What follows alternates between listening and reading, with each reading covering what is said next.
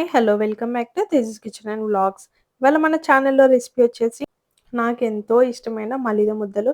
చిన్నప్పుడు మా నానమ్మ చేస్తే అసలు ఎంత ఇష్టంగా తినేదాన్నంటే 2, 3 డేస్ కూడా తినేదాన్ననమాట. అంత ఇష్టం, అంత ఫేవరెట్. వీటినైతే మలిద ముద్దలంటారు. చాలా టేస్టీగా ఉంటాయి. ఈ రెసిపీ ఎలా ప్రిపేర్ చేసుకోవాలో ఈ వీడియోలో చూసేద్దాము. కానీ అంతకంటే ముందు మీరు గనుక నా ఛానల్‌ని ఫస్ట్ టైమ్ చూస్తున్నట్టయితే సబ్స్క్రైబ్ చేసుకోవడం మాత్రం మర్చిపోకండి. దీనికోసం ముందుగా ఒక ప్లేట్‌లోకైతే 1 కప్ వరకు బియ్యం పిండైతే తీసుకోవాలి. ఇందులోకి చిటికెడు ఉప్పైతే వేసుకొని, ఇందులోకి గోరువెచ్చని వాటర్‌ని వేసుకొని పిండినైతే ఉప్పుకోవాలనమాట. అంటే ఉప్పడం అని అంటారు. మా సైడయితే అంటే ఇలా వేడి నీళ్ళతో పిండైతే కలుపుకోవాలి అనమాట. సో, హాట్ వాటర్‌తో అయితే ఇలా కలిపేసుకోవాలి. పిండనేది సాఫ్ట్‌గా కలుపుకోవాలి. సో, ఒకటేసారి వాటర్ మొత్తం యాడ్ చేయకుండా కొద్ది కొద్దిగా వాటర్ ఎంత కావాలో అంత చూసుకుంటూ యాడ్ చేస్తూ పిండినైతే మంచి సాఫ్ట్‌గా మరీ మెత్తగా కాకుండా, మరీ గట్టిగా కాకుండా కలుపుకోవాలనమాట. అంటే మనం రొట్టెలు చేస్తాం కదా! రొట్టెలకి ఏ విధంగా అయితే పిండిని కలుపుకుంటామో ఆ విధంగా పిండైతే కలుపుకోవాలనమాట. చిన్నప్పుడైతే మా నాన్నమ్మ చేసేది. అంటే స్పెషల్‌గా అకేషన్స్‌కి అంటే ఏ అకేషన్స్‌కి ఏసేదంటే బతుకమ్మ పండగకి, పెద్ద బతుకమ్మ రోజు అంటే సద్దుల బతుకమ్మ రోజు కంపల్సరీ ఈ మల్లిద ముద్దయితే చేస్తారనమాట. సో, అండ్ ఇంకొకటొచ్చేసి మొహరం ఉంటుంది గదా! మొహరం పండుగ. ఊర్లో అయితే మొహరం అందరం చేసుకునేవాళ్ళము. సో, ఆ మొహరం పండుగ రోజు కూడా చేసుకొని, తీసుకొనెళ్ళి అక్కడ ముస్లిమ్స్ ఆహ్, ఆహ్, పీరీలు పెడతారు గదా! అంటే మొహరం పండుగ రోజు వాళ్ళు జేస్తారు గదా! అక్కడైతే ప్రసాదంగా పెట్టి తీసుకొచ్చేదనమాట మా నాయనమ్మయితే. సో, బతుకమ్మ పండుగ సద్దుల బతుకమ్మ వస్తుందంటే మెయిన్‌గా నేనైతే వీటి కోసమే వెయిట్ చేసేదాన్ని. సో, ఇలా చూస్తున్నారు కదా! ఈ విధంగా అయితే పిండిని బాగా కలుపుకొని, మంచిగా కలుపుకొని పెట్టేసుకొని, ఎంత కావాలో అంత తీసుకుంటూ మిగతాది మాత్రం తడి బట్ట వేసుకొని పక్కకు పెట్టేసుకోవాలి. ఇప్పుడు దీన్ని చపాతీ అంటే రొట్టెల్లాగా కాల్చుకోవాలనమాట. నేను రొట్టెలెప్పుడు చేయలేదు. ఇదే ఫస్ట్ టైమ్ అసలు ట్రై చేయడము. ఈ రెసిపీ చేయడం కూడా నేను ఫస్ట్ టైమ్ అనమాట. ఈసారి సద్దుల బతుకమ్మ నేను చెన్నైలోనే చేసుకున్నాను గాబట్టి, సో, తినాలనిపిచ్చింది. సో, ఎలాగో చేసుకుంటున్నాను గదా! మీకు కూడా ఈ రెసిపీ షేర్ చేద్దామనేసి చేశాననమాట. సో, ఇలా రొట్టెలు ఎలా చేసుకుంటారో ఆ విధంగా అయితే ఆహ్, ఆహ్, చేసుకోవాలనమాట సన్నగా. మరీ సన్నగా కాకుండా, మరీ లావుగా కాకుండా మీడియంగా అయితే చేసేసుకోవాలి.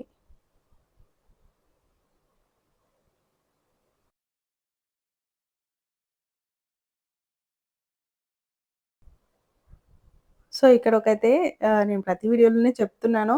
కానీ లైక్ మాత్రం ఎవ్వరు చేయట్లేదు. వీడియోస్ చూస్తున్నారు కానీ లైక్ చేయడం మాత్రం మర్చిపోకండి. ప్లీజ్ లైక్ చేస్తే వీడియో అనేది చాలా మందికి రీచ్ అవుతుంది. అండ్ కొంతమంది సబ్స్క్రైబ్ చేసుకున్నా కూడా పక్కనున్న బెల్ ఐకాన్ క్లిక్ చేయట్లేదు.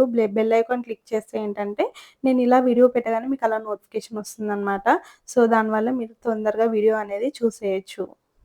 సో, ఇలా ఈ విధంగా అయితే తాల్చుకొని ఇప్పుడు పెనం పైన వేసుకొని దీన్ని పర్ఫెక్ట్‌గా అనేది మనం కాల్చుకోవద్దనమాట. అంటే రొట్టెలు చేసుకున్నప్పుడు మనం ఎలా అయితే పర్ఫెక్ట్‌గా కాల్చుకుంటామో అలా కాకుండా జస్ట్ మనకి కొద్దిగా పైన బ్రౌన్ వచ్చేంత వరకు నేను చూపిస్తాను. ఆ విధంగా మాత్రమే కాల్చుకోవాలి. ఫుల్లుగా అయితే కాల్చుకోవద్దనమాట రొట్టె అనేది. ఇవి ఇంకా స్టవ్ మీద చేసే కన్నా కట్టెల పొయ్యి మీద చేస్తే ఇంకా టేస్టీగా ఉంటాయన్నమాట. ఈ లడ్డూలైతే చిన్నప్పుడైతే మేము మంచిగా మా నానమ్మ కట్టెల పొయ్యి మీద చేసేదనమాట. ఇలా వాటర్ అయితే కొద్దిగా స్ప్రింకిల్ చేసేసుకొని 2 పక్కల మనకి కొద్దిగా కాలేంత వరకి కాల్చుకుంటే సరిపోతుంది అంతే. మా నాన్నమ్మ అలా కట్టెల పొయ్యి మీద వేసి, అలా ఇట్లా ఒక బౌల్‌లో ఏసి ఇచ్చేదనమాట. వేడి పైనే మనం చుంచుతూ ఉండాలి. ఫాస్ట్‌గా చుంచేసుకొని షుగర్ గానీ, బెల్లం గానీ వేసుకోవాలి. చూపిస్తాను చూడండి వీడియోలో కూడా. సో, ఇలా పైన కొద్దిగా బ్రౌన్ బ్రౌన్ కనిపిస్తుంది కదా! ఆ విధంగా అయితే కాల్చుకోవాలి. సో, చిన్నప్పుడు మా నాన్నమ్మ అయితే అలానే చెప్పేది. ఇలా కొద్దిగా ఇలా వస్తే చాలు.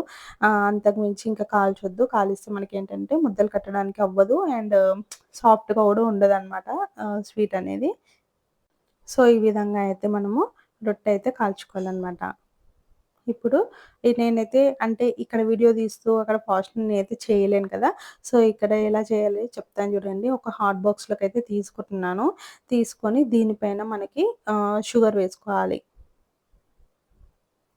దీనివల్ల ఏంటంటే మనము ఆహ్, ఈ వేడికే మనం షుగర్ అనేది కరగాలనమాట. మనము సెపరేట్‌గా పాకం పట్టి జ్యూస్ అలా వేయమనమాట. సో, ఈ చక్కెరే మనకి ఆ వేడికి కరగాలి. కరిగితేనే మనకి ముద్దలా కట్టడానికి అవుతాయనమాట. ఇలాగే మిగతావన్నిటిని కూడా చేసేసుకోవాలి.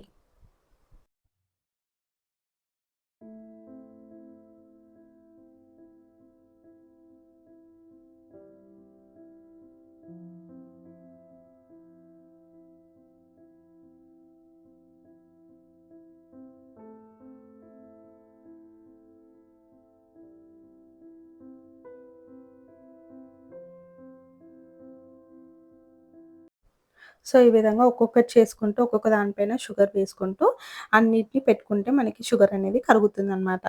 సో, ఈ విధంగా అన్నిటిని నేనైతే చేసేసుకున్నాను. ఇప్పుడు నెక్స్ట్ ప్రాసెస్‌లో ఏం చేస్తామో చూడండి.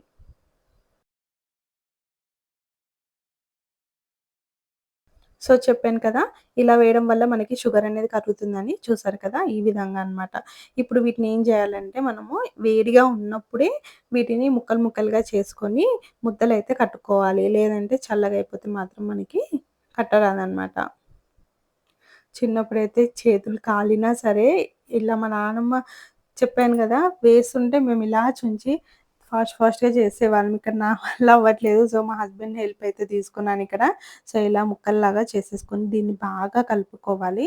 అంటే షుగర్ అంతా మనకి ఈ రొట్టెలకు పట్టేలాగా బాగా ఇట్లా పిసుకుతూ బాగా కలుపుకోవాలనమాట. అంటే రొట్టెల్లో ముక్కలున్నాయి కదా! కొద్దిగా మనకి ముద్దలా అయ్యేంత వరకి కలుపుతూ ఉండాలి. సో, ఈ విధంగా వీడియోలో చూపిస్తున్నాను కదా! ఇలా ముద్దలా వచ్చేంత వరకు కలుపుకొని ఇప్పుడు ముద్దలు చేసుకొని పక్కన పెట్టేసుకోవడమే. ఇలా ముద్దలు చేసేసుకొని పక్కన పెట్టేసుకోవడమే చాలు. నేనైతే చిన్నప్పుడు 2, 3 డేస్ తినేదాన్ని. ఈ ముద్దలైతే చాలా టేస్టీగా ఉంటాయి. ఈ రెసిపీ మీరు కూడా తప్పకుండా ట్రై చేయండి. అండ్ ఈ రెసిపీ ఎంతమందికి తెలుసో కూడా కామెంట్ సెక్షన్‌లో మెన్షన్ చేయండి. దానివల్ల నాకు తెలుస్తుంది ఎంతమందికి ఈ రెసిపీ వచ్చో, ఎంతమందికి ఈ రెసిపీ ఐడియా ఉందో. So, please don't forget to subscribe and don't forget to like. Thank you for watching my video.